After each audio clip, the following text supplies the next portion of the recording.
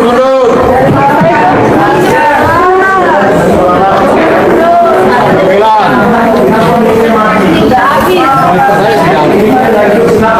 Senyum si Ibra. Emang sengaja.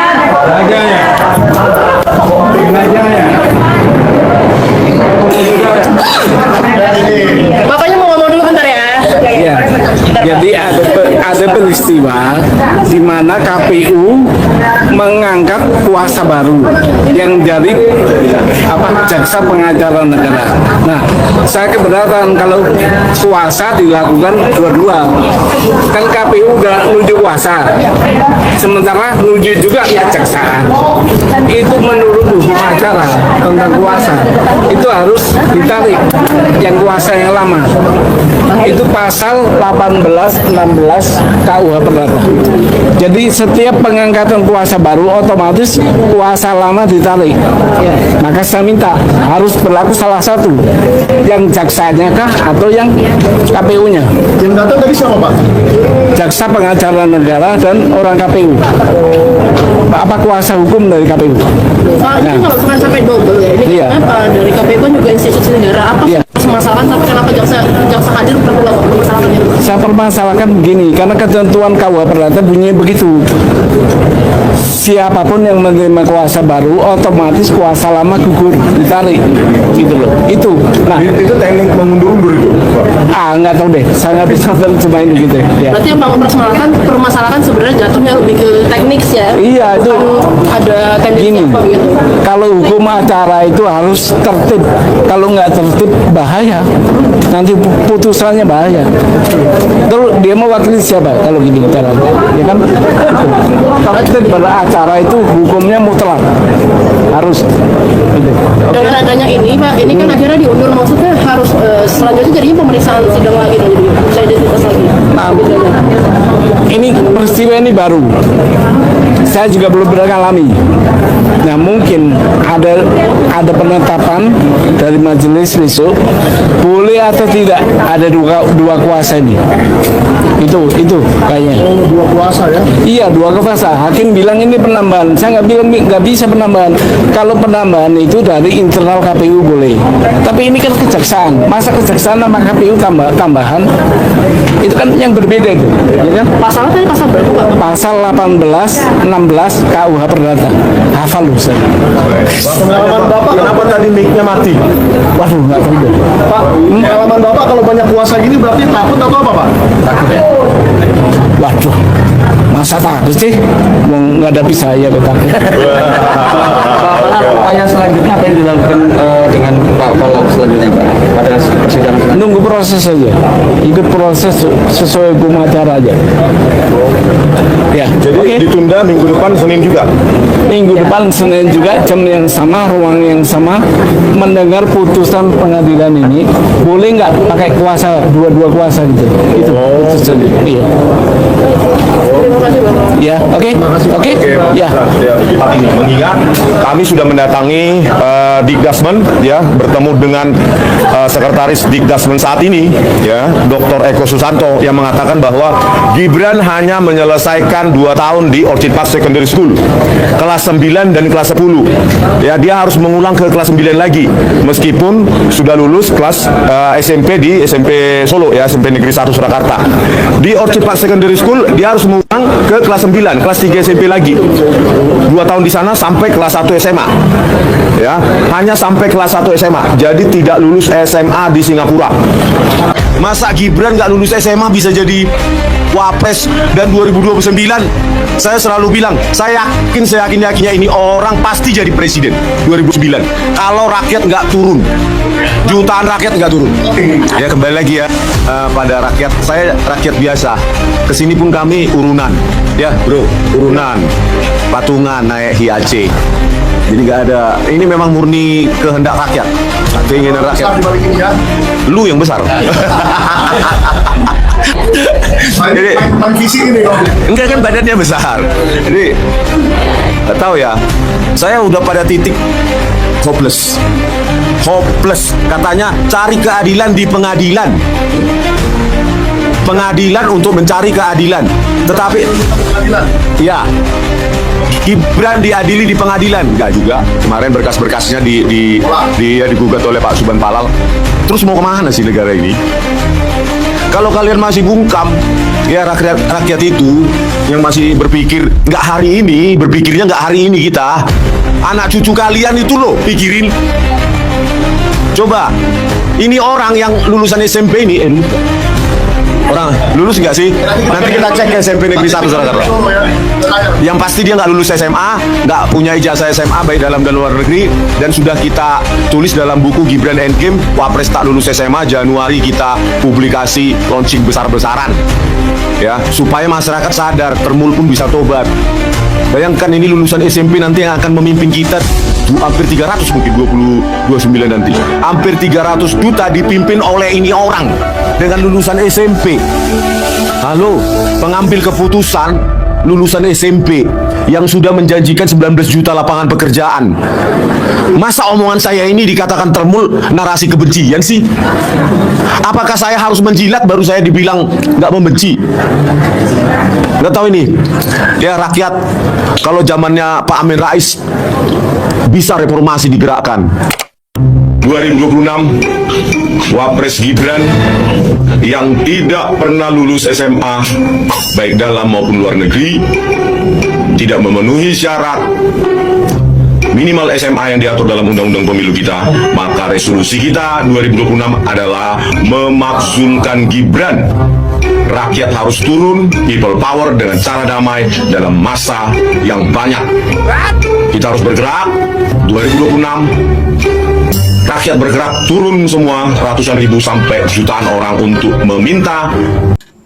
Ya, halo teman-teman, kembali lagi bersama saya di channel ini. Kita sudah menyaksikan teman-teman cuplikan video yang cukup menarik.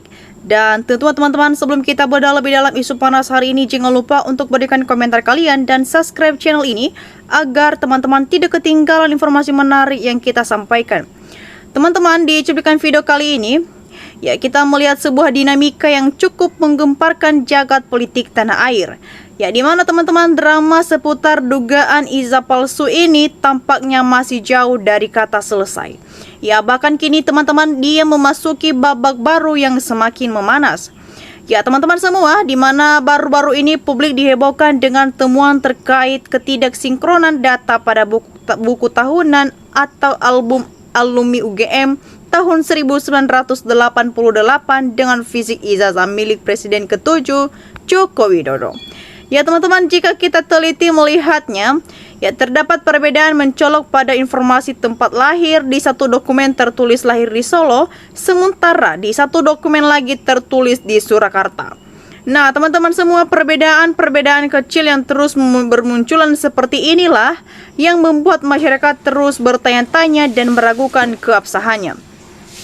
Ya teman-teman semua, melihat keganjalan ini, langkah tegas akhirnya diambil oleh mantan Menpora Roy Suryo, ya, di mana beliau secara resmi telah mendatangani SPKT Polda Metro Jaya. Ya, ini gunanya membuka laporan polisi terkait dugaan fitnah yang menyerang dirinya. Ya, tidak main-main teman-teman, ada 7 orang inisial yang dilaporkan atas tuduhan pencemaran nama baik. Ya, ini menyusul adanya tuduhan bayi yang menyebut bahwa ijazah S1, S2 hingga S3 milik Roy Suryo justru palsu. Ya, selain itu teman-teman, Roy Suryo juga mengklarifikasi tuduhan keterlibatan dirinya dalam kasus korupsi proyek Hambalang yang disebutnya sebagai fitnah telak. Ya teman-teman semua, polemik ini sebenarnya sangat sederhana jika diselesaikan secara jantan. Seperti yang disampaikan banyak pihak, jika memang asli ijazah tersebut, yang mengapa tidak ditunjukkan secara terbuka langsung di depan publik atau penegak hukum agar bisa diuji bersama. Ya teman-teman, dengan begitu semua perdebatan ini langsung selesai tanpa perlu menyewa banyak pengacara atau membuat kegaduhan yang berlarut-larut. Ya teman-teman semua, bagaimanapun rapinya sebuah rekayasa ditutupi, ya kebenaran lambat daun pasti akan menemukan jalannya sendiri. Ya teman-teman semua, penegakan hukum di bumi pertiwi ini tidak boleh tebang pilih dan harus berani memberikan kepastian demi masa depan pendidikan serta keadilan bagi seluruh rakyat Indonesia. Nah teman-teman, bagaimana menurut pandangan semua? Bagaimana, apakah drama ijazah ini akan benar-benar terbongkar sampai ke akar-akarnya, atau justru teman-teman ini hanya menguap begitu saja? Ya teman-teman, mari kita berdiskusi secara sehat di channel ini, dan mari kita teman-teman untuk memberikan opini cerdas kita agar kita bisa bertukar pikiran bersama. Nah, di sini juga teman-teman kita melihat di kolom komentar di bawah ada banyak kali komentar dari teman-teman kita yang sudah memberikan tanggapannya, dan mari kita lihat bersama teman-teman bagaimana perkembangannya. Ya teman-teman, di sini disampaikan oleh teman kita Rakyat. Di sini dia berpendapat teman-teman, yang membuat kasus ijazah bertele-tele bukan hanya Jokowi, tapi penegak hukum yang tidak tegas, termasuk pemerintahan pura-pura tidak tahu. Ya teman-teman, kita lanjut. Di sini juga Brau Papua memberikan tanggapannya. Polda tunjukkan sama Jokowi foto ijazah saja. Itu foto orang lain, bukan foto Jokowi. Ya teman-teman, kita lanjut. Batu Mandi juga memberikan tanggapannya. Tangkap Jokowi bikin gaduh 10 tahun dia pimpin gak sah, dia harus bertanggung jawab. Teman-teman, kita lanjutkan. Muhammad Daily memberikan juga tanggapan yang luar biasa. Kuat banget menyimpan kebohongannya. Dan banyak oknum aparat pula yang membantu juga membelanya sehingga masalah nggak kelar-kelar. Bukan yang membangun bangsa, malah bikin gaduh. Ya teman-teman, kita lanjut. Di sini juga teman kita Manto aja memberikan tanggapannya. Rektor UGM KPU Jokowi harus segera diborgol. Hukum jangan main-main, harus bertindak adil jujur. Bila tidak, maka rakyat yang akan mengadili dengan cara rakyat. Ya teman-teman, kita lanjut. Di sini juga teman kita Asep yang berpendapat, begitu dong, jujur tunjukkan segera ijazahnya biar publik bisa lihat keasliannya. Bukannya kucing-kucingan sembunyi sana sembunyi sini. Ya teman-teman, kita lanjut. Muhammad memberikan tanggapannya. Pajak mahal dikorupsi sama Jokowi buat bayar para ternak-ternak rakyat yang sudah dapat kerjaan para ternaknya. Ya teman-teman, kita lanjut. Di sini juga teman kita Ihsan memberikan tanggapannya. Betul sekali, lapor atau untuk lawan Jokowi nggak akan ditindaklanjuti. Contoh yang sudah ingkar pun Sylvester nggak pernah dipinjara 1 malam pun.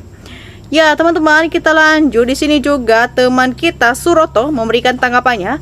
Polisi dan jaksa yang mati-matian dalam membela Jokowi perlu dipertanyakan, jangan-jangan satu organisasi terlarang. Kita kan tidak tahu, ini perlu penyelidikan juga asal-usul mereka, karena DPR saja sudah banyak yang keturunan dari pejabat partai terlarang tersebut. Ya teman-teman, kita lanjut. Di sini juga teman kita Hilly memberikan tanggapannya. Semoga Bang Roy Suryo, para penyidik polisi serius penuh terhadap tanggung jawab, adil, jujur dalam menjalani tugasnya, biar di Republik Indonesia bebas dari manusia munafik, zolim, pembohong, bikin rekayasa tipu-tipu, bikin gaduh, bisa membinasakan bias Allah, tidak menurunkan azab kepada mereka. Sukses Bang Roy. Ya teman-teman, kita lanjut. Di sini juga teman kita Mudofar memberikan tanggapannya.